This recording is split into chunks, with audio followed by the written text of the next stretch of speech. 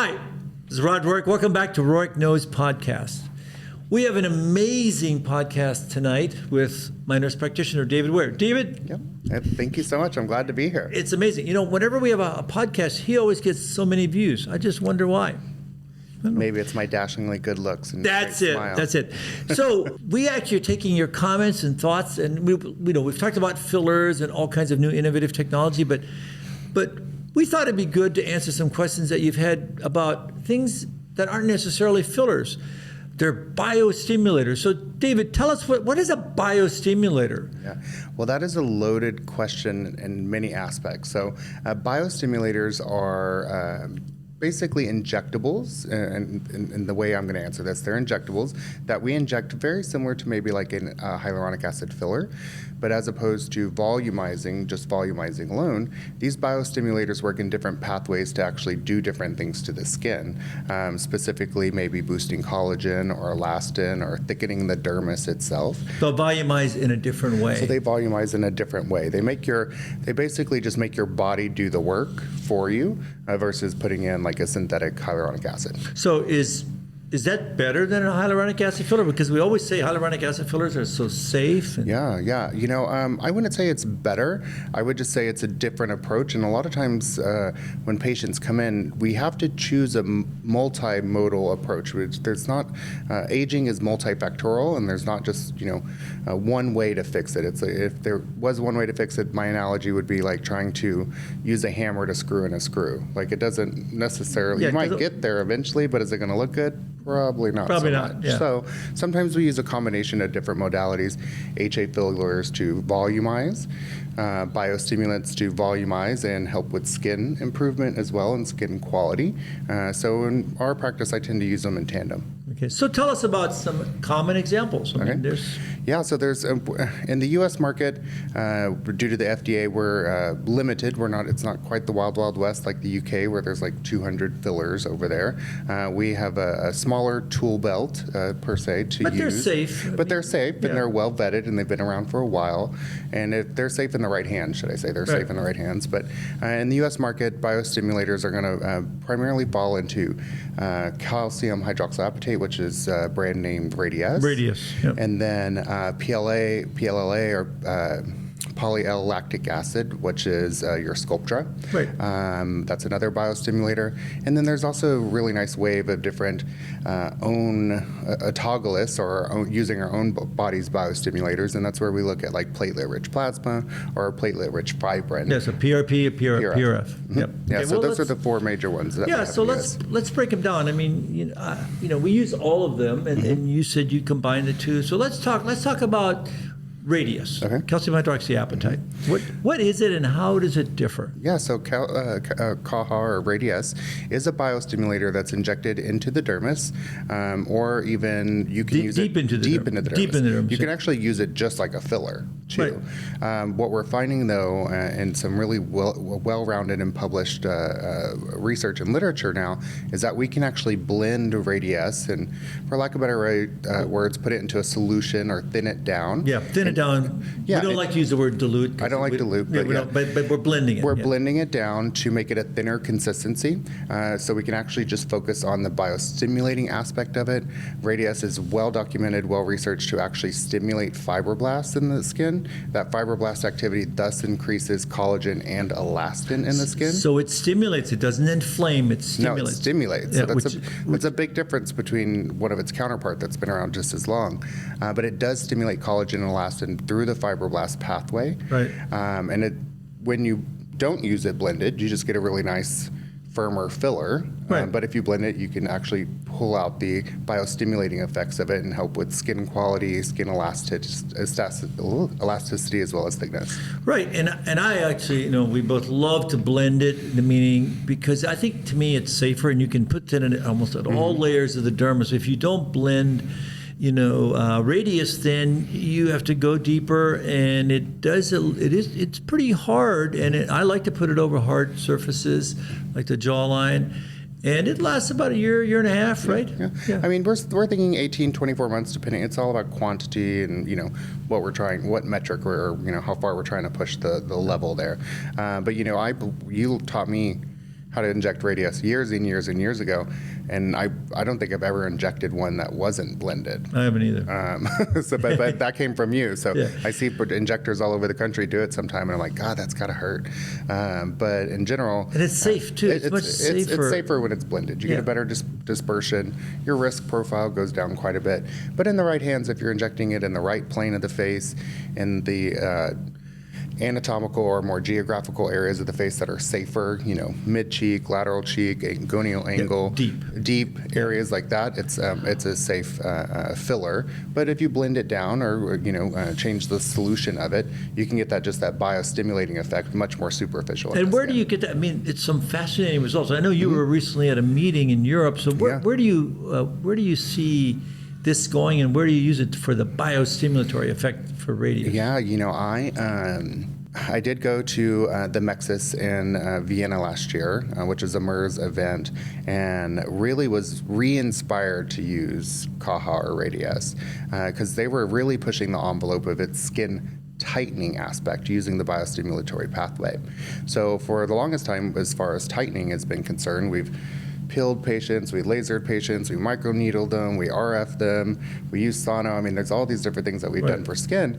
So now when patients come in and I'm looking at them and I'm like, okay, well, this is a skin tightening issue. Let's say lower face and neck. It's a skin tightening issue. It's a volume issue. Right. And depending on how lax the skin is or how far that I have to push the metric, I might actually use like radiofrequency microneedling combined with Radiesse treatments, especially in the lower face and neck. I've had some really great success with that. Or if they're they need a little bit more of an aggressive treatment, then I'll use something like microcoring or Elocore combined with Radiesse in the lower face and neck. Not only are you removing skin, but you're also getting the biostimulation and the neocollagenesis and the elastogenesis. So you're tightening and removing skin at the same time. Yeah, which is fascinating. I mean, and of course, Elocore, you can refer back to one of our recent YouTube channels and podcasts, which was very well received. Yeah. It's a micro-coring technique. So, yeah, that's fascinating. So, okay, so that's one. So what about the other popular ones? Sculptra. So the other popular one is Sculptra. And honestly, I, until probably last year, was using more Sculptra than I was Radiesse. Just because Sculptra is PLLA. It is basically a solution made up of tiny particles of dissolvable sutures. Right. Okay. We know that one of the ways that we can stimulate collagen in the skin is to follow an inflammatory pathway. And so when we cut someone open and we put sutures in, we put these dissolvable sutures, they dissolve, they cause a little inflammation, which causes better tissue aggregation and more advanced wound healing. Exactly. So when you look at this inflammatory pathway, Sculptra is a fantastic product for that. And I think it was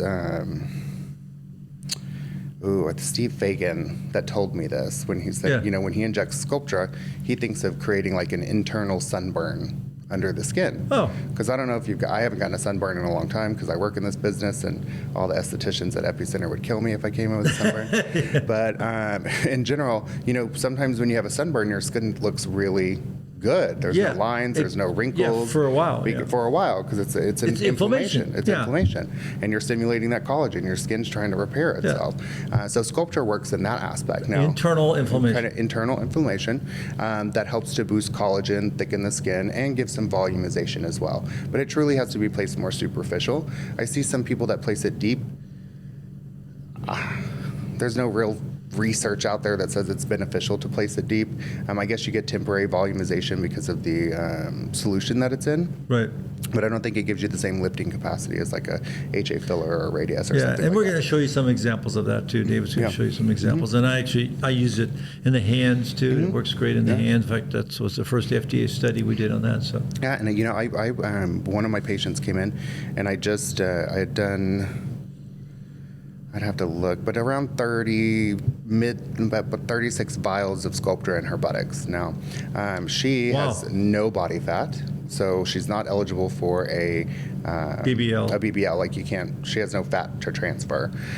So we went down the Sculptra pathway, and it looks phenomenal on her.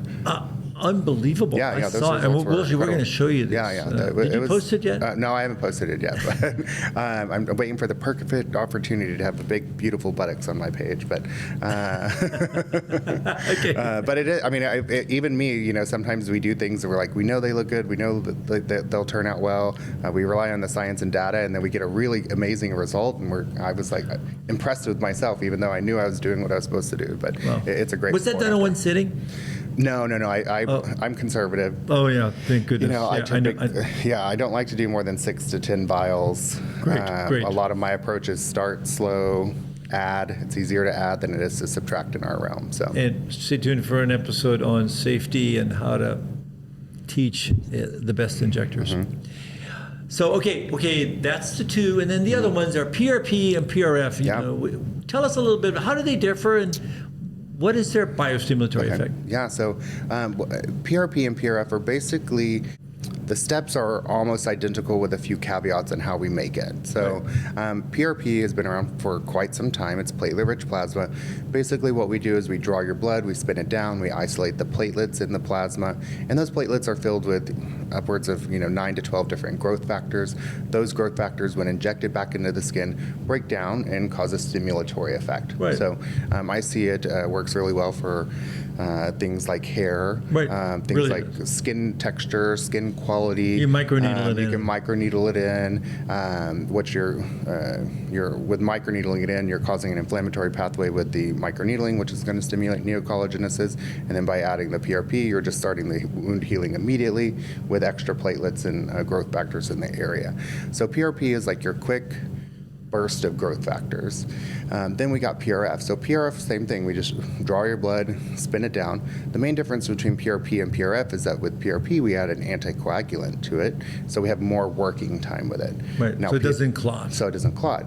Now PRF is a different beast because there's no anticoagulant. So as soon as you spin it down, you either have to chill it or inject it within about maybe 3 to 5 minutes, or it just turns into jello and then you can't use it. Right. So, but with PRF, without there being a anticoagulant in it, you get a longer, slow trickle of growth factors over an extended period of time, let's say 2 weeks as opposed to 24 hours.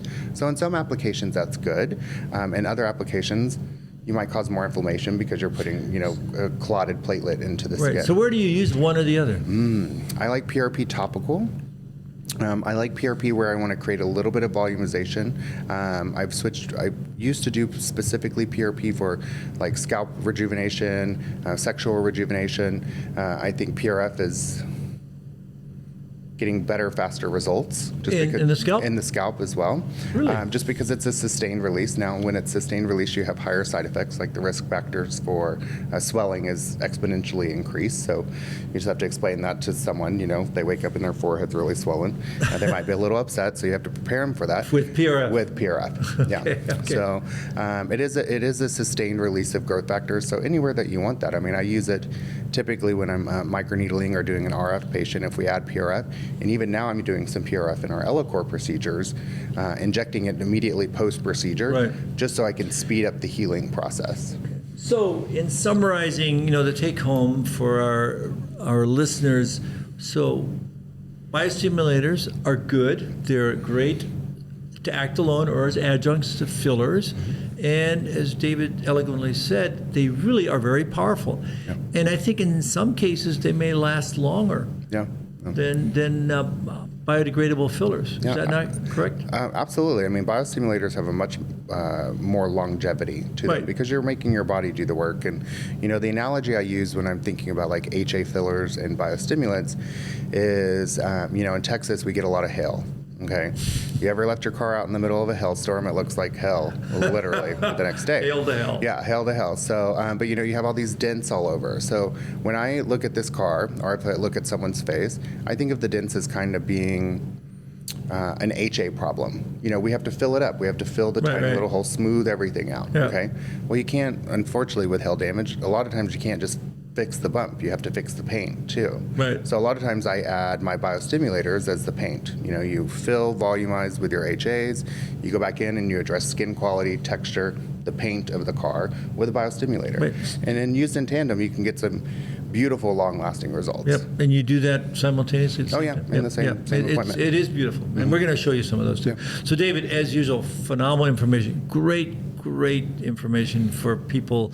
Know before you go, okay? Make sure that someone who's injecting you is really understanding how biostimulators work. They're not a filler, they're completely different, but they're great to be used simultaneously with them. Thank you again, David. Yeah, awesome. Thank you. Great.